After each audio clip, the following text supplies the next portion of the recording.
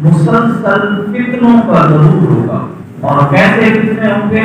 اس طرح فتنے گریں گے جس طرح بارش کے قطرے گریں، یا اس طرح فتنے گریں گے جس طرح کوئی تسبیح ٹوٹ جائے اس کے دانے یا اس کے نن کے گرتے ہیں، اتنے تیزی کے ساتھ اور اتنے تسلسل کے ساتھ.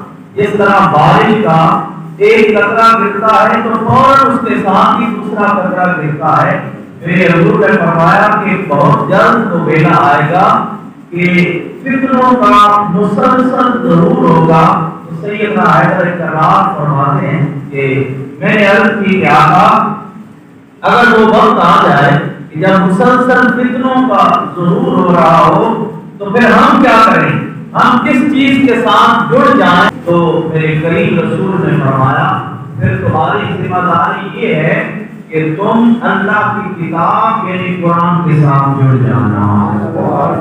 پتہ چلا کہ قرآن کے ساتھ جڑنے کا حکم یہ کریم رسول علیہ السلام نے لیا تھا اس وجہ سے کہ اگر تم قرآن سے جڑ جاؤ گے تو پھر تم فتنوں سے بچ جاؤ گے. سیدنا حیدر کرار فرماتے ہیں میں نے عرض کیا آقا یہ تاکید کے ساتھ بیان کرنے کی حکمت کیا ہے؟ میرے حضور نے فرمایا یہ وہ کتاب مقدس ہے جس میں پچھلی قوموں کا بھی بیان ہے اور قیامت تک آنے والی ہر شے کا علم اللہ نے اسی کتاب میں رکھ دیا. آقا کائنات نے پھر فرمایا یہ وہ کتاب ہے جو تمہیں حلال بھی بتاتی ہے، تمہیں حرام بھی بتاتی ہے، تمہیں زندگی گزارنے کا ڈھنگ بھی بتاتی ہے. جب میں نے یہ حدیث بات پڑھی تو خیال آیا کہ ہم بھی کیوں نہ ساری چیزوں کو چھوڑ کر اللہ کے قرآن سے جڑ جائیں. اس قرآن کے اندر جب رب نے ساری خشک و تر کے علم کو رکھ دیا ہے تو جب قرآن کو ابتدا سے انتہا تک لے جائیں گے تو انشاءاللہ سارے کے سارے علوم کا خزانہ اسی کتاب مقدس میں موجود پائیں گے. درس قرآن کی ضرورت اسی وجہ سے پیش آ رہی ہے کہ ہم جس وقت سے گزر رہے ہیں فتنوں کا مسلسل ضرور ہے. ایسے لوگ بھی پیدا ہو رہے ہیں جو قرآن کے منکر ہیں، قرآن کی تعریف کے قائل ہیں، جو کہتے ہیں کہ قرآن اپنی اصلی صورت میں معاذ اللہ موجود نہیں ہے. برادران جی احتشام کی عرض کر کے آگے چلتا ہوں کہ اگر کسی غیر مسلم کے سامنے کسی مسلمان کو کھڑا کیا جائے اور غیر مسلم یہ کہے کہ تیرے پاس اپنے مذہب کی کون سی نصاب والی کتاب ہے، کون سا نصاب ہے تیرے پاس، کورس کیا ہے تیرے پاس، ہم پہلی سے لے کر 10ویں تک اگر کلاسوں کا حساب لگائیں تو کورس بنا ہوتا ہے. یہ پہلی کا کورس ہے، یہ دوسری کا کورس ہے، یہ پرائمری کا کورس ہے، یہ مڈل کا کورس ہے، یہ ہر کلاسز کا کورس ہے. تو اگر ہر کلاس کا ایک نصاب ہوتا ہے، کورس ہوتا ہے تو ہم مسلمان ہیں، مسلمانوں کا بھی تو کوئی کورس ہوگا نا. لوگ فرقوں میں بٹ گئے، تفرقہ بانٹنے کی بھیڑ چڑھ گئے. خدا کی عزت کی قسم کوئی کسی مسلک سے تعلق رکھتا ہو، کسی غیر مسلم سے جب اس کا واسطہ پڑے اور غیر مسلم اس سے کوسچن اور سوال کرے کہ تیرا نصاب کیا ہے، تیرے پاس کورس کیا ہے، چاہے جس فرقہ سے تعلق رکھتا ہو اسے صرف اور صرف اگر کوئی کتاب دکھانا پڑے گی تو اللہ کا قرآن دکھانا پڑے گا. یہ ہمارا کورس ہے، یہ ہمارا نصاب ہے. اور پھر یہ وہ واحد کتاب مقدس ہے جس کو دیکھنا بھی ثواب، جس کو باوضو پاکیزہ طاہر حالت میں ہاتھ لگانا بھی ثواب ہے، جس کا تلاوت کرنا بھی ثواب ہے، جس کو پڑھ لینا بھی ثواب ہے، جس کا سکھانا بھی ثواب ہے، جس کو بتاتے ہوئے سیکھ لینا بھی ثواب ہے. یہ وہ کتاب مقدس ہے جس کے ہمارے اوپر کچھ حق ہیں.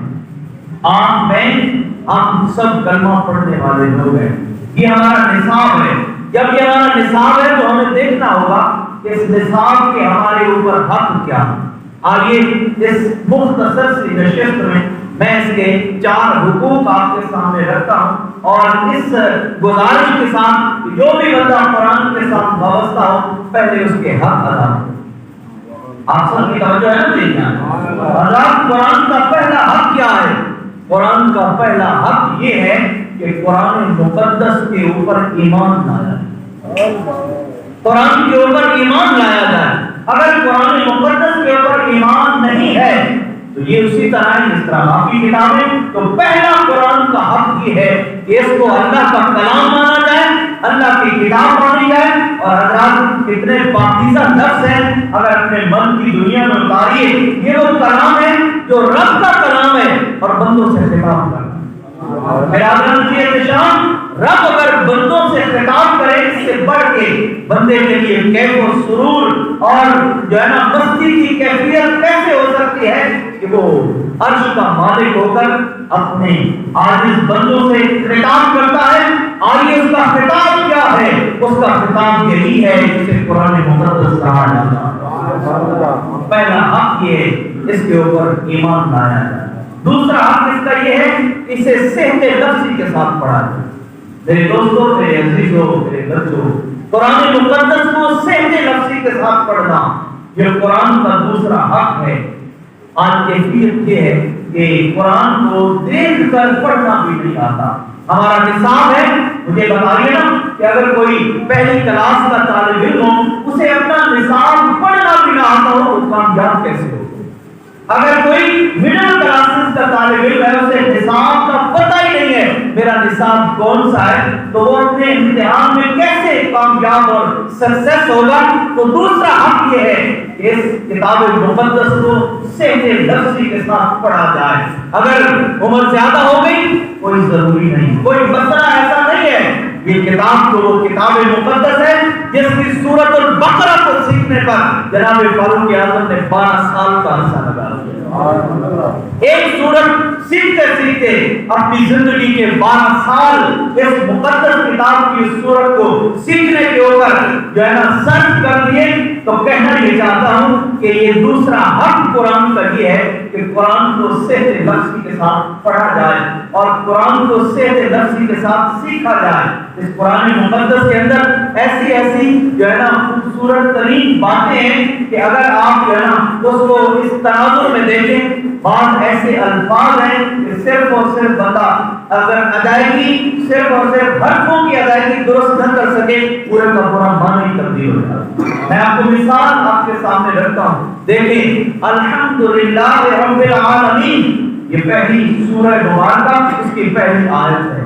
اب اگر الحمدللہ کو کوئی بندہ الحمدللہ پڑھ لیتا ہے، یعنی ہاں کے بجائے ہاں پڑھتا ہے، پورا معنی ہی بدل جاتا ہے۔ الحمدللہ کا معنی تھا ساری تعریفیں اللہ کے لیے ہیں، اور اگر کوئی الحمدللہ پڑھے گا اس کا معنی ساری تمام اللہ کے لیے۔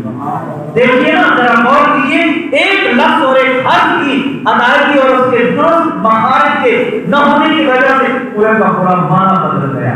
دوسرا اس کا حق یہ ہے کہ قرآن مقدس کو صحت لفظی کے ساتھ پڑھا جائے، اور تیسرا اس کا حق یہ ہے جو اس کے حلال ہے اس کو حلال جانا جائے، اور جو اس کے حرام ہے اس کو حرام جانا جائے۔ تین میں نے حق آپ کے سامنے رکھ دیے۔ پہلا حق کیا ہے؟ قرآن پہ ایمان لایا۔ دوسرا حق کیا ہے؟ قرآن مقدس کی صحت لفظی کے ساتھ قرآن کو پڑھا جائے۔ تیسرا حق کیا ہے؟ قرآن کے حلال کو حلال جانو اور قرآن کے حرام کو حرام جانو۔ اور صحت لفظی کا مطلب یہ ہے کہ اس کے لفظوں کی ادائیگی درست ہو، قرآن کے لفظوں کی ادائیگی درست ہو۔ آپ نے جو ہے نا با کو کہاں پڑھنا ہے، آپ نے تا کا مخرج کہاں سے نکالنا ہے، آپ نے تا کا مخرج کہاں سے نکالنا ہے، جیم سے لے کر آپ یا تک ہر حرف کا الگ الگ مخرج ہے، اس کے مخارج کو درست طریقے سے ادا کرنا، اس کو کہتے ہیں صحت لفظی۔ بات سمجھ آ گئی؟ یہ دوسرا حق ہو گیا۔ اور تیسرا حق یہ ہے کہ قرآن کن چیزوں کو حلال کرتا ہے ان کے اوپر ایمان لایا جائے، قرآن کن چیزوں کو حرام کر رہا ہے اس کے اوپر ایمان لایا جائے۔ اور چوتھا قرآن کا حق یہ ہے، عام ترین چاروں عام ترین حق ہے، چوتھا حق یہ ہے کہ قرآن کے احکام کے مطابق ساری زندگی کو گزارنے کی کوشش کی جائے۔ میرے دوستوں، میرے عزیزوں، اگر قرآن کے 4 حقوق میرے بھی ذہن نشین ہو جائیں، آپ کے بھی ذہن نشین ہو جائیں، تو پھر انشاءاللہ قرآن مقدس کے اس خوبصورت پیغام کو آپ کے سینوں کی نظر کروں گا۔ لوگوں یہ وہ واحد کتاب مقدس ہے جس کو میرے کریم رسول علیہ السلام نے فرمایا اس کا ایک حرف پڑھو اللہ تمہیں 10 نیکیاں دے گا۔ الف لام میم پڑھو گے 10 نہیں بلکہ ایک الف پہ 10 لام پہ 10 میم پہ 10 نیکیاں۔ فرمایا جو الف لام میم پڑھتا ہے اللہ اس کے نام اعمال میں 30 نیکیوں کا اضافہ فرما دیتا ہے۔ یہ وہ کتاب مقدس ہے میرے دوستو جس نے اس کتاب کے اوپر ایمان رکھا۔ مجھے یاد آتی ہے ایک شخص کی بات، ایک بندہ ان پڑھ تھا اور جب اس کا وصال ہوا تو اس کے قریب قبر کھودی گئی، اس کی لاش کو دیکھا گیا تو خوشبو دھلے نکل رہے، خوشبو دھلے آ رہے تھے۔ اس کے قبر کا جو گھڑا تھا اس کے اندر ایک خوبصورت بوٹی تھی، وہ نکلی ہوئی تھی اور اس کے اوپر پھول لگا تھا اور اس کا پھول جو تھا نا وہ اس کے ناک کے بالکل قریب تھا۔ اب جو قبر کھودنے والے تھے انہوں نے دیکھا کہ بندہ کو لگتا ہے بڑا نیک اور صالح ہے، قبر بند کی، گھر گئے، گھر جا کے اس کی گھر والی سے پوچھا کہ فلاں شخص کی قبر کے بارے میں پتہ چلا ہے، وہ تیرا خاوند تھا، بتا اس کا عمل کیا ہے؟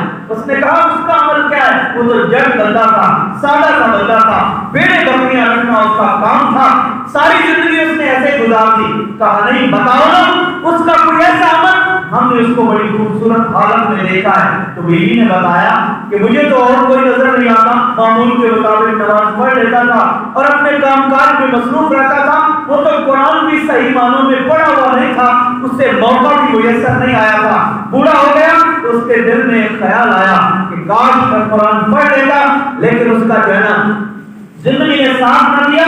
بس میں نے اتنا دیکھا کہ پچھلی عمر ہوتی تھی، صبح اٹھتا نماز پڑھتا اور نماز پڑھ کے قرآن کو کھول کے بیٹھ جاتا۔ کیا کرتا تھا؟